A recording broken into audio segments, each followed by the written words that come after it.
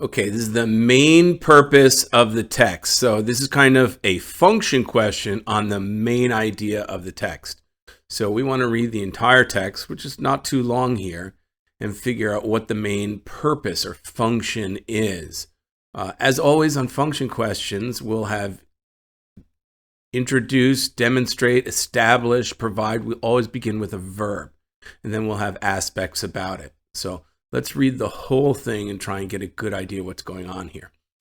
Early in the Great Migration of 1910 to 70, which involved the mass migration of black people from the southern to the northern United States, political activist and Chicago defender writer Fannie Barrier Williams was instrumental in helping other black women establish themselves in the North. So this one particular political activist helped others up north. Many women hoped for better employment opportunities in the North because in the South they faced much competition for domestic employment and men tended to get agricultural work. So to aid with this transition, Williams helped secure job placement in the North for many women before they even began their journey.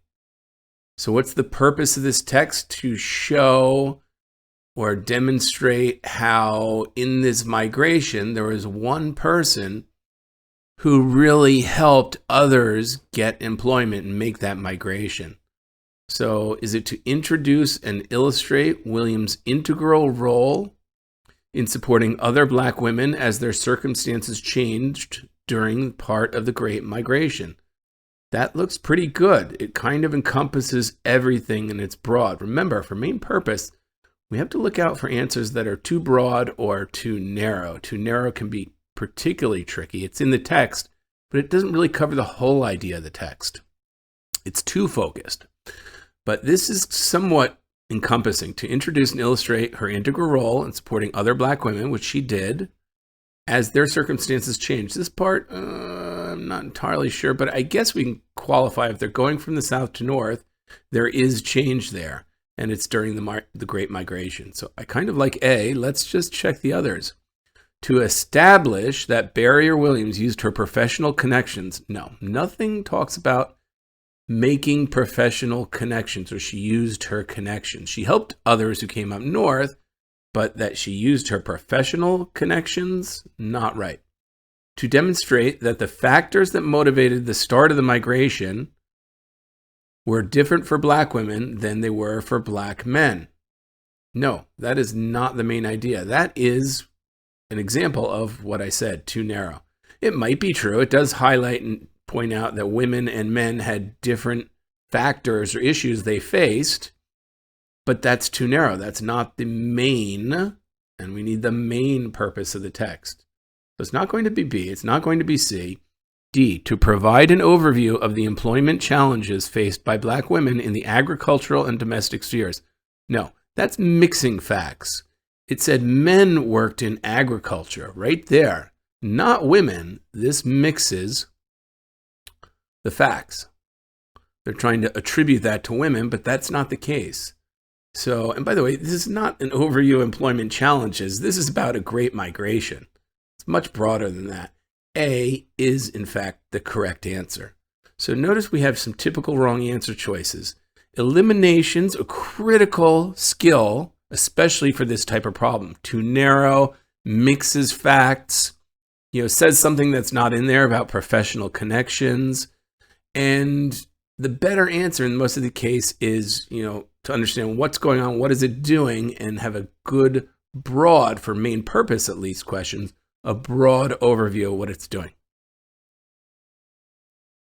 K2, we want the function of the underlined sentence. So in this case, as always, we need to read the whole passage. You can't just read the underlined or part of it, because you need to know how it fits into the text as a whole. That's how we figure out the function. We need to know what's happening before, what's happening after, and what the transition is so we know how the underlined portion fits. What's it doing? So let's take a look here. Archaeological excavation of Market Street, Chinatown, a 19th century Chinese American community in San Jose, California, provided the first evidence that Asia food products were imported to the U.S. in the 1800s. Bones from a freshwater fish species native to Southeast Asia So the evidence that there were Asian imports of food was these fish bones, okay? Such and such Hong Kong-based import-export firms likely coordinated the fish's transport from Chinese-operated fisheries in Vietnam and Malaysia to North American markets. So this is kind of a claim. We have evidence from the fish bones, the claim, as this group did the importing. So maybe we'll get some evidence of that. Let's see. This route reveals the often overlooked multinational dimensions of the trade networks linking Chinese diaspora communities. So what's the core idea here? We found evidence that there's Asian food imports. We indicated one kind of trade route that was probably it, or we see a claim of that. And this route reveals that the multinational dimensions are overlooked. So the trade networks were much bigger, much wider than you might expect. So let's see if we find anything that kind of matches that purpose or function. It explains why efforts to determine the country of origin of the items mentioned in the previous sentence remain inconclusive. No. The country of origin, that's really not important. We actually have a couple possible countries, not one. That's not the idea. It provides information that helps support a claim about its discovery's significance that is presented in the following sentence.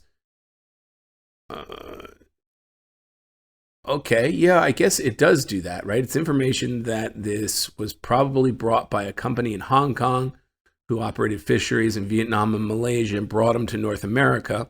In the next sentence, there were multi-dimensional trade routes. Well, this would be an example of a multi-dimensional trade route, which is arguably the discovery's significance. That, okay, possibly. Let's keep going. It traces the steps that were taken to locate and recover the objects. No, we don't know what the steps taken to locate and recover the objects were. That's not right. Okay. By the way, it just says likely. It doesn't say we retraced and found exactly what it was. Of course, it was in the 1800s. How are you going to retrace it?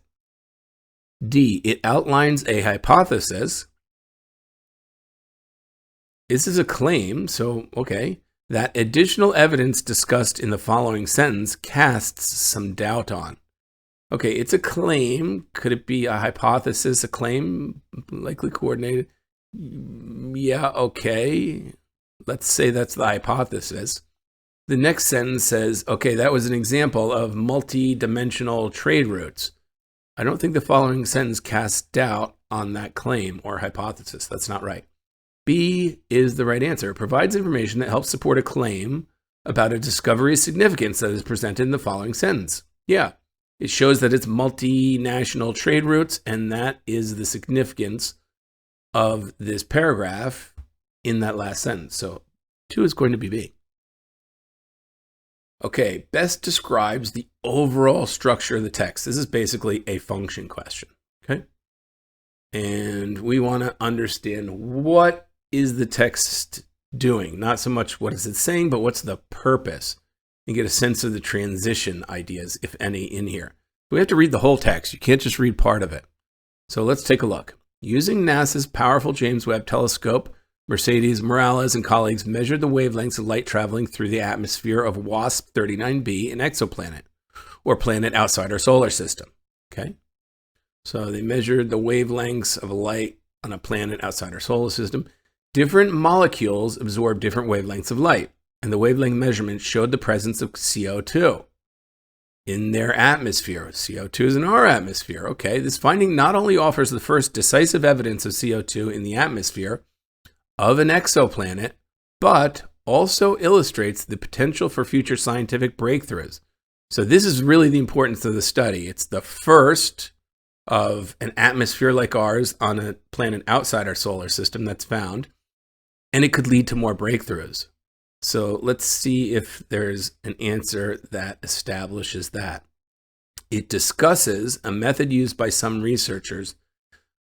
Okay, they used light wavelengths, okay, then states why an alternate, no, nothing about why it's superior. That's wrong. That last part is wrong. B, It describes how researchers made a scientific discovery. Okay, they did. Then explains the importance of that discovery.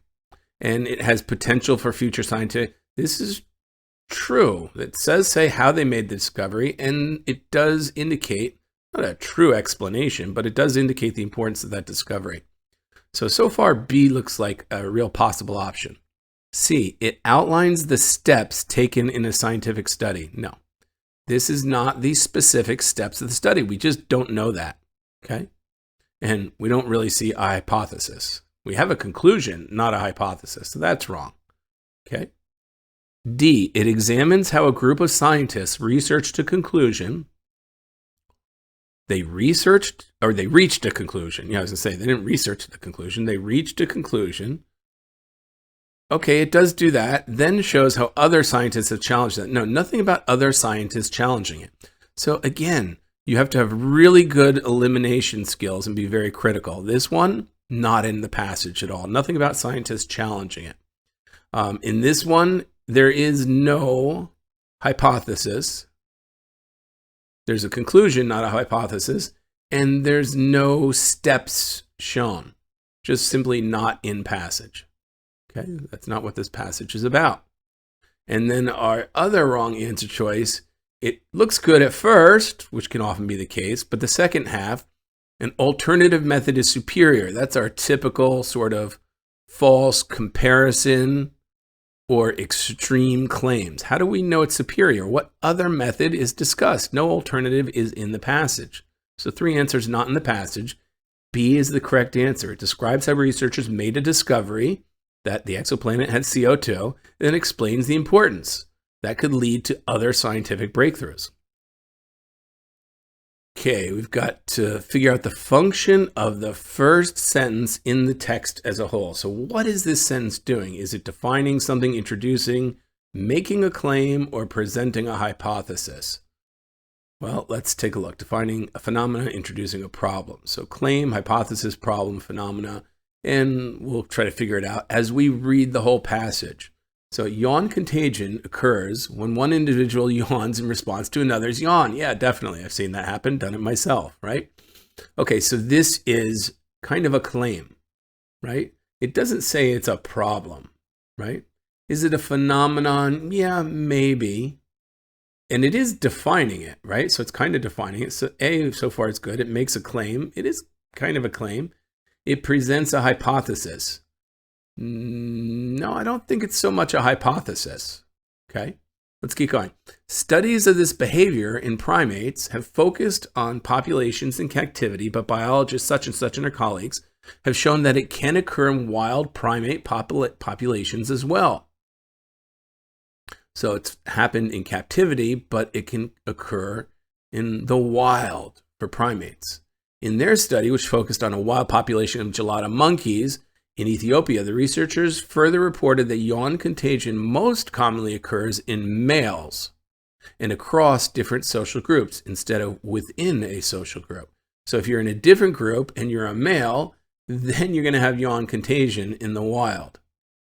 So this is sort of giving a lot of background on yawn contagion and what they studied and how it appears in other populations as well. So it defines a phenomenon that is discussed in the text. Okay, that's not bad. Hold that one. It introduces a problem that's examined. No, again, that's not a problem. It makes a claim that is challenged. No, it's not challenged in the text. We've seen this before. There's no comparison here. There's no challenge that it's wrong. It's just discusses a study that showed this behavior in the wild. D, it presents a hypothesis. That's not quite right. That is evaluated in the text. It's not a hypothesis. They're not questioning, does yawn contagion exist? No, it's simply defining the phenomenon, and that's what's discussed in the text. A is the correct answer. Which choice best describes the function of the underline in the text as a whole? So this is a function question. We want to figure out what this underlined text is doing there. Why did the author put it there? What's the purpose? And we need to read the whole passage to get that idea, to figure out before and after what is transitioning, or what the ideas are transitioning to and from around the underlined sentence. So the following text is from Joseph Conrad's novel, The Secret Agent, A Simple Tale. Mr. Verloc is navigating the London streets on his way to a meeting. Before reaching Knightsbridge, Mr. Verloc took a turn to the left out of the busy main thoroughfare, uproarious with traffic of swaying omnibuses and trotting vans, in the almost silent, swift flow of hansoms, horse-drawn carriages. So what did he do? He took a left. He kind of went down an alleyway, I don't know what, but he left the main thoroughfare, right, which had vans and buses and carriages. Under his hat, worn with a slight backward tilt, his hair had been carefully brushed into respectful sleekness, semicolon, for related idea. His business was with an embassy. Okay, so he was, kind of well-groomed and ready for doing business, I guess.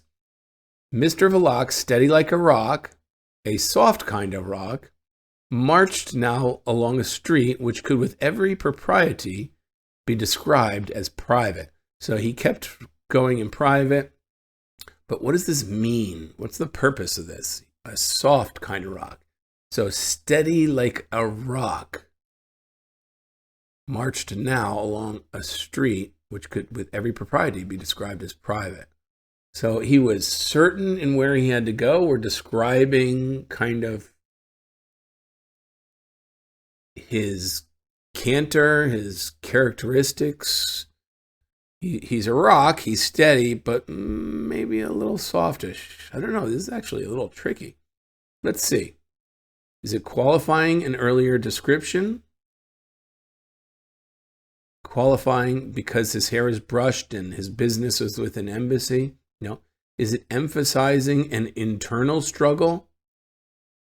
Nothing seems to show an internal struggle. He's just kind of walking. He turns left down a private road and he's going for a meeting at the embassy and his hair is combed and he's steady like a rock. I don't think that shows struggle. It contrasts Mr. Verloc with his surroundings. So it's a very private street, but he is steady like a rock. I don't know how that's contrasting. It reveals a private opinion Mr. Verloc holds. And Mr. Verloc, steady like rock, soft rock, that's not something he's thinking. I think it might have to be, it qualifies an earlier description of Mr. Verloc. So Mr. Verloc is navigating the streets on his way to a meeting before getting to Knightsbridge to turn left, out of the busy thoroughfare, right? Swaying, etc., etc. Under his hat, worn with a slight backward tilt, his hair had been carefully brushed into respectful sleekness, for his business was with an embassy, and Mr. Verloc, steady like a rock, a soft kind of rock. Qualifies an earlier description. I'm not sure how it does that, but I can't see how it's anything else. It emphasizes an internal struggle. Mr. Verloc experience contrasts Mr. Verloc with his surroundings. How's his surroundings? A soft kind of steady rock. Reveals a private opinion. We don't see his opinion here. I'm going to guess A, and I'll be honest, I'm not sure exactly what it qualifies. What earlier description? I mean, I guess some of this you might think of him as a rock, like he's determined to go down this private road. There's no question about it. Not like he's lost. His hair is combed. He's ready for his meeting. Therefore, he's steady like a rock, but a soft kind of rock, not really just a hard guy. He's just prepared. I'm going to guess A.